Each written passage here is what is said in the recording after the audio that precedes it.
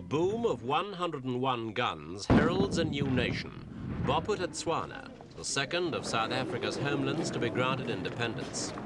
Witnessed only by South African President Dr. Nico Diedrichs and Bophutatswana's own leader, Chief Lucas Mangope, the ceremony was shunned by the outside world, much of which believes the new state to be a child of apartheid.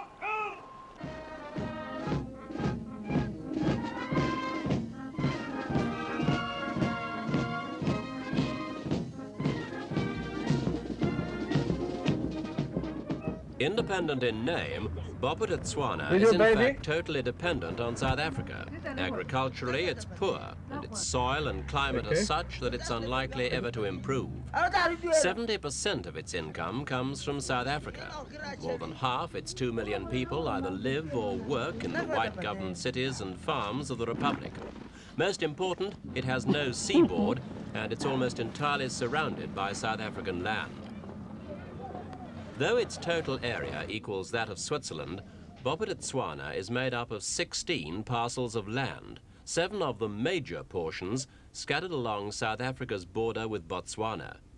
Even Chief Mangope himself acknowledges the difficulty of recognizing such scattered plots as one independent nation. This lack of consolidation he describes as a territorial credibility gap, and with justification, the country has already been nicknamed Jigsaw Land. If one of the new government's officials, for example, needed to visit just 6 of Bophutatswana's territories, he'd have to pass through no fewer than 12 customs and immigration posts like this. But that's not likely to trouble foreign visitors. So far, the only countries which recognize the sovereignty of Bophutatswana are South Africa and the first independent tribal homeland, Transkei. The reason for that is simply that recognizing Bophutatswana means accepting South Africa's policy of separate development, better known as apartheid. Bophutatswana is defined by the South African government as the traditional homeland of the Tswana tribe.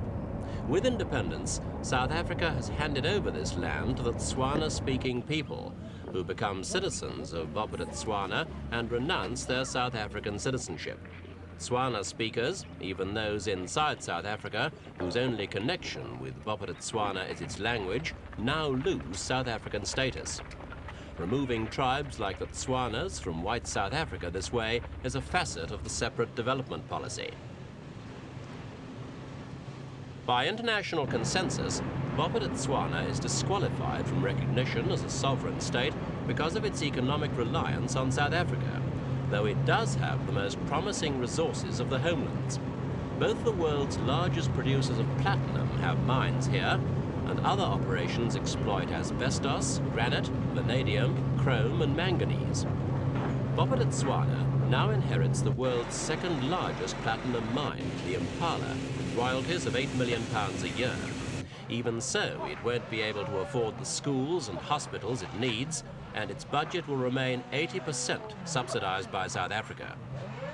Even with massive development and training programs, the country would be incapable of employing all those now labeled citizen of Bophutatswana.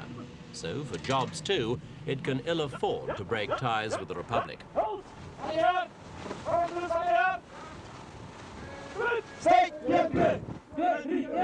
Part of the trappings of a new nation, a National Guard.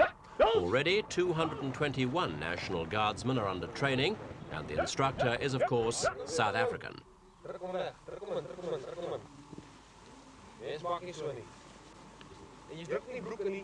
One of the National Guard's first jobs, to smarten themselves up, ready for the independence celebrations which were to take place on a strip of veldt earmarked as the site for Mmabatho, the new capital. It was here that thousands arrived to work, help, participate and watch as preparations for Independence Day got underway. A city of canvas sprang up to house them, but far grander plans are afoot for Mmabatho. Apart from the stadium and parliament buildings which already exist, a fully fledged city is to rise. The capital of independent Bophutatswana, it will be built by South African architects with South African money.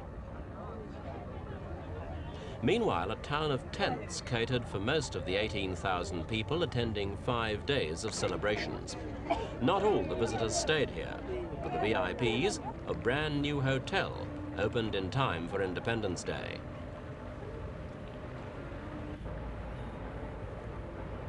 To people more used to mud huts than major domos, a lone luxury hotel may have been a bit puzzling, but not for long. The chance to make merry was too strong to resist.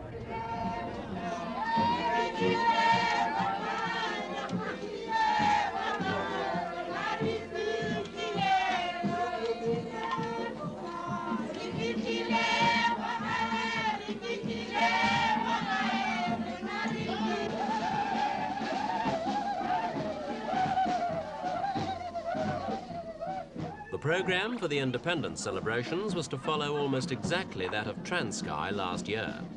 While these girls were warming up for their performance, there was a football match in the stadium. Later, there would be traditional dancing and a gymnastic display.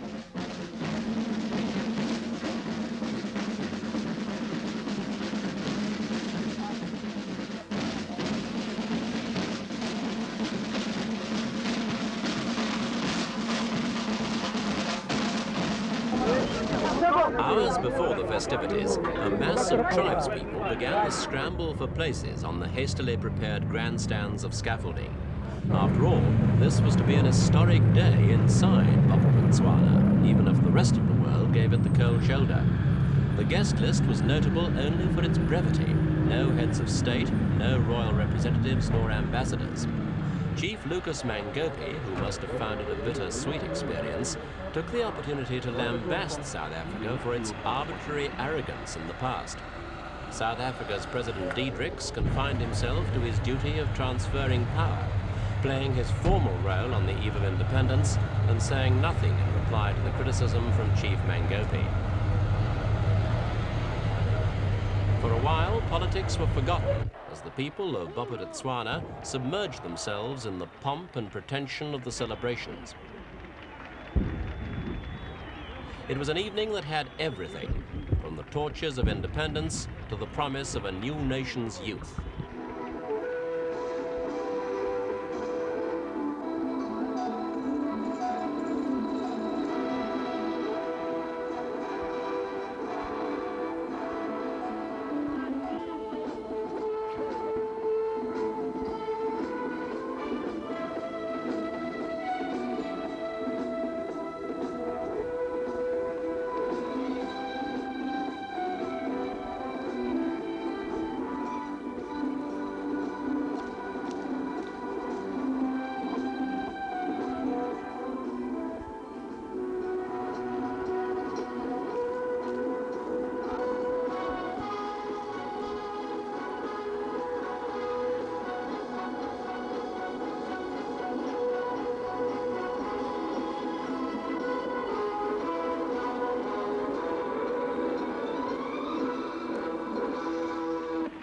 The South African flag is lowered, but in practical terms, how much will change in Bophutatswana?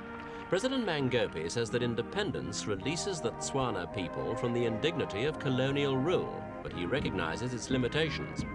Our credibility, he says, bears the stamp made in Pretoria. Chief Mangope is aware that Transkei, independent now for more than a year, is yet to be recognized as a separate nation.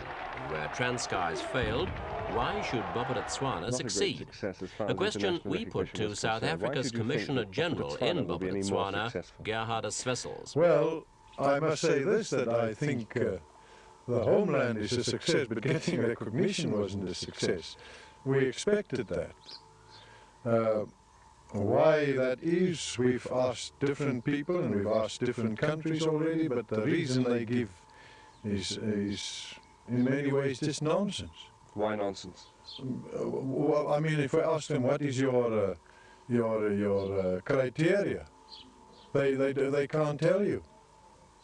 What is it? Whether they are viable as or more viable than any of the others, other states up Africa, or more Well, viable? it has to do with the separate development policy. That's what they're objecting to. Good. Now, is that why you must object to it, just because it's got to do with the separate development policy or the homeland policy? Now Mr. Carter is suggesting a homeland for Palestine, for Israel. But endorsement of a homeland seems to be endorsement of separate development, apartheid. Well, all right, if it works out to be good, and here's a people independent, more viable than the others, why not? Why must apartheid stand in the way? And why must people be penalized? Because it came about. Critics claim it's a strangely ephemeral kind of freedom that's been granted to Bophutatswana, still dependent on South Africa for money, jobs, free passage, and even protection if insurgents in neighboring Botswana escalate their activities. Like Transkei, Bophutatswana appears destined to float in a diplomatic void, a reluctant satellite unable to escape the all-powerful magnetism of South Africa, yet aspiring to be light years away.